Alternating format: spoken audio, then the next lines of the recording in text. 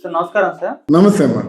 Sir ఇప్పుడు ఒక టాలీవుడ్‌లో క్రేజీ కాంబో గురించి ఎక్కువగా వినిపిస్తుంది సార్. అది రాజమౌళి గారు అండ్ అల్లు అర్జున్ గారు. వీళ్ళ కాంబినేషన్‌లో ఒక సినిమా రాబోతుందని చెప్పేసి. ఆల్రెడీ ఇప్పుడు రాజమౌళి గారు 'వారణాసి'తో బిజీగా ఉన్నారు. అల్లు అర్జున్ గారు 'అట్లీ'తో బిజీగా ఉన్నారు.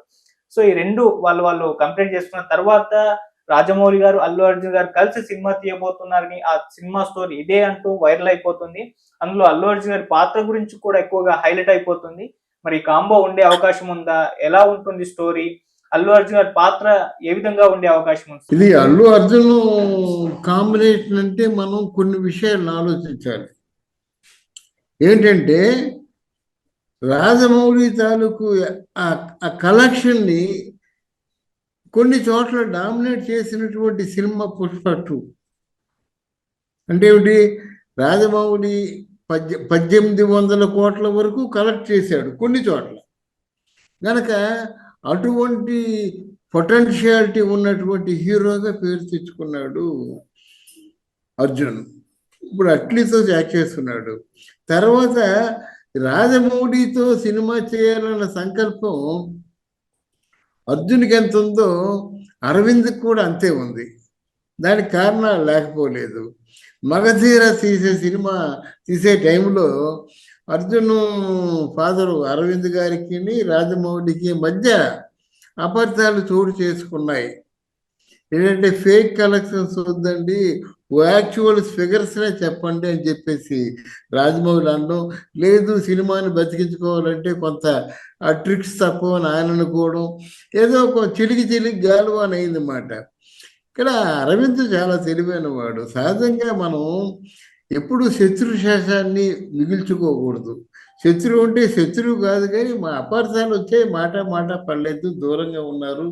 ఈరోజు రాజమౌళి యూనివర్సల్ డైరెక్టర్ అన్నమాట, గ్లోబల్ డైరెక్టర్. ఆయనతో ప్రేమగా ఉండడం మంచిది. కాదంటే 1000 కోట్లు పోతాయి.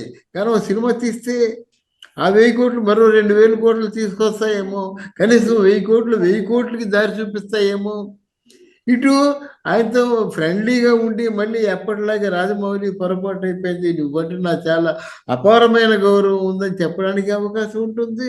ఓ 1000 కోట్ల రూపాయలు రాబడికి కూడా అవకాశం ఉంటుంది. ఆంతర్యం అది. రాజమౌళి సినిమా తీస్తే ఊరికి తీయడు కదా, దాని మీద అంతకంత లాభం వస్తుందంటేనే తీస్తాడు. ఇది ఎలా వచ్చినట్టయితే ఇందులో బన్నీ క్యారెక్టర్ అడవి మనిషి క్యారెక్టర్. అంటే అడవి దొంగ చిరంజీవి కటౌట్ ఉంది కదా, అది చాలా ఎప్పటికి కూడా మర్చిపోలేమన్నమాట.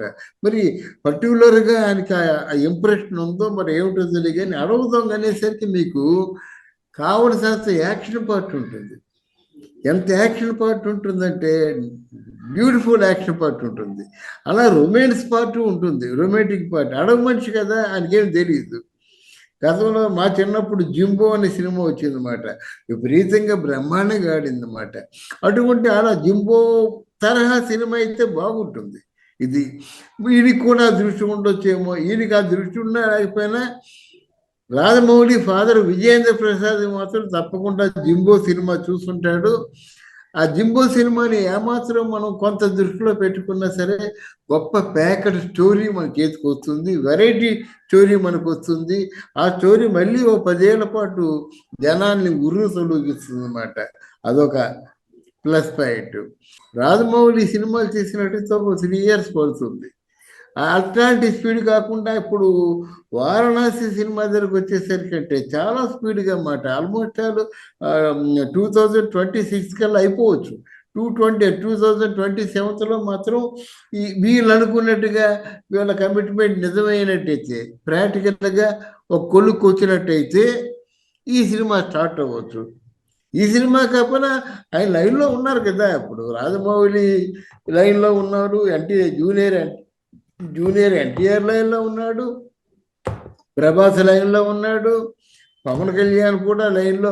ఆయన అనుకుంటున్నా ఆయన పాయింట్ ఆఫ్ వ్యూ నుంచి, రాజమౌళి పాయింట్ ఆఫ్ వ్యూ నుంచి, రాజమౌళి పవన్ కళ్యాణ్తో సినిమా తీద్దామని 2-3 సార్లు ప్రయత్నం చేసినప్పుడు కూడా పవన్ కళ్యాణ్ అవకాశం ఎందుకో కుదరలేదు. మరి ఒకవేళ సినిమా చేసినట్టయితే రాజమౌళి లాంటి డైరెక్టర్ చేసిన ఒక సినిమా చేసినా చాలని చిరంజీవి అంటున్నాడు. ఇంతమంది క్యూలో ఉంటుండగా ఇప్పుడు సినిమాని సంవత్సరాలు చేసినా 4 సంవత్సరాల తర్వాత ఇంకెవరికైనా అవకాశం వస్తుంది అన్నమాట. ఇది రాజమౌళి క్రేజీ గనక ఇక్కడ ఆ, ఈ సినిమా కాంబో నిజంగా ప్రారంభం అయితే మాత్రం చాలా అదృష్టవంతుడిగానే మనం ఈ అల్లు అర్జున్ చెప్పుకోవచ్చు. అది ఎంతవరకు స్టార్ట్ అవుద్ది అన్నది ఈ వార్తలు వైరల్ అవుతున్నాయి, కానీ ప్రాక్టికల్గా జరిగేనా? ప్రాక్టికల్ జరిగితే వీళ్ళందరూ ఏమవుతారు? ఎన్టీఆర్ అంటున్నారు ఒక పక్కేమో ఈయన అది అది ఇది కాదు అఖీరానందన్ అంటున్నారు కొంతమంది. ఇప్పుడు రాజమౌళి వాళ్ళ నాన్నగారేమో రేణు దేశాయి గారితో స్పష్టంగా రిక్వెస్ట్ చేసి మాట్లాడాడు, అమ్మా మీ అబ్బాయి కోసం మేము కథలు రాసుకుంటున్నామమ్మా, దయచేసి మీ అబ్బాయిని కానీ మాకు ఇచ్చినట్టయితే ఇండస్ట్రీలో లేని సూపర్ హీరోని చేస్తానమ్మా అని మాట ఇచ్చాడైనా. కనుక ఇందులో ఈ మాటల్లో ఏ మాట నిజం అవుతుందో ఏ మాట రుజువు అవుతుందో కాలమే చెప్పాలి, మనం చెప్పలేము. రావడానికి సినిమా ఒకవేళ ఇదే గనుక నిజమైపోతే వీళ్ళ కాంబినేషన్ అది రావడానికి మినిమం ఇంకొక 5, 6, 7 ఇయర్స్ అలా పట్టొచ్చా సార్? రాజమౌళి ఇంత ముందులాగా 3 సంవత్సరాలు 5 సంవత్సరాలు అనుకుంటే మాత్రం జరగదండి. ఇప్పుడున్నట్టు వెంటబడుతున్న వాళ్ళకి న్యాయం చేయాలి. వెంటబడిన వాళ్ళు ఎవరు అనామకులు కాదు. ఒక చిరంజీవి, ఒక పవన్ కళ్యాణ్, వీళ్ళందరూ చిన్నవారు కాదు కదా. అలాగే రామ్ చరణ్ కూడా చాలా తెలివైన వాడు. రామ్ చరణ్కి అపారమైన గౌరవం ఉంది రాజమౌళి అంటే. రామచంద్ర ఎందుకంటే తనని ఒక ఆర్టిస్ట్గా తీర్చిదిద్దిన ఘనత ఇద్దరు దర్శకులు దక్కినట్టయితే ఒకరు సుకుమారు, ఒకరు రాజమౌళి. అది అందరూ ఒప్పుకునే సత్యం. మళ్ళీ ఇంకో సినిమా చేసినట్టయితే ఎక్కడికో వెళ్తాడనమాట. ఇప్పుడు రామచంద్రకి డబ్బులు లోటు లేదు కదా, అనకూడదు, కానీ రాజమౌళి అడగాలి, కానీ 2000 కోట్లైనా పెడతాడు ఆయన. అదేముంది, ఒక ఇండియా కాదు గ్లోబల్ స్టార్గా మరింత ఎత్తుకెదిగా ఎదగడం కోసం ఎంత డబ్బైనా పెడతాడు. అది పెట్టుబడే కదా, ఎంత డబ్బు పెడితే అంత డబ్బు తిరిగి వస్తుంది కదా. అందువల్ల రాజమౌళికి ఒక సినిమాకు 3 ఇయర్స్ మునపటిలాగా ఉండడానికి అవకాశం లేదు. ఉన్నెవరండి. రాజమౌళికి కూడా తక్కువ కాదు కదా. ఓ సినిమాకు ఒక 300 కోట్లు తీసుకుంటున్నాడు, ఏరియా తీసుకుంటున్నాడు, ప్యాకేజీ తీసుకుంటున్నాడు. ప్యాకేజీ అంటే మరి మ్యూజిక్ డైరెక్టర్ కానీ, కాస్ట్యూమ్స్ కానీ, ఇవన్నీ ప్రొడక్షన్ కానీ వీళ్ళంతా వీళ్ళే చూసుకుంటున్నారు కదా. బయట వాళ్ళు ఎవరికి అవకాశం ఇవ్వరు. సినిమా మొదలుపెట్టి కానీ సినిమా పూర్తయినంత వరకు సినిమా సినిమా సినిమా. కుటుంబంలో ప్రతి ఒక్కరూ సినిమా గురించి ఆలోచించవలసిందే, సినిమా గురించి పనిచేయవలసిందే. అందరినీ పెట్టేసుకున్నారు కదా. దానికి ఏంటంటే వాళ్ళు అంటారన్నమాట, ఆయన ముందులాగా 2 సంవత్సరాలు 3 సంవత్సరాలు తీయొద్దు, ఓ సంవత్సరంలో తీసేయండి, ఒక 6 మాసాలు గ్యాప్ ఇవ్వండి, మళ్ళీ ఓ సంవత్సరంలో తీసేయండి అని వాళ్ళు కూడా మొత్తుకుంటారన్నమాట. ఎన్ని వరసే ఇంత ముందులాగా 5 సంవత్సరాలు సినిమా చేస్తారంటే వాళ్ళు ఊరుకోరు. వాళ్ళు కంటిన్యూస్గా శ్రమ పడుతున్నారు కదా, వాళ్ళు ఊరుకోరు అన్నమాట. అంటే శ్రమ పడితే వచ్చిన డబ్బు ఒక సినిమాగా వస్తుంది. వాళ్ళు 3 సంవత్సరాలు కష్టపడినా సరే ఒక సినిమాకి ఇచ్చే డబ్బు వాళ్ళకి ఇస్తారు. ఆ 3 సంవత్సరాలు కష్టపడి 2 సినిమాలు డబ్బు తీసుకుంటే మంచిది కదా. కనుక ఆ విధంగా కూడా ఆయన వర్క్ స్టైల్లో మార్పు రావచ్చు ఈ కారణాల చేత. అది డెఫినెట్గా మార్పు వస్తుంది.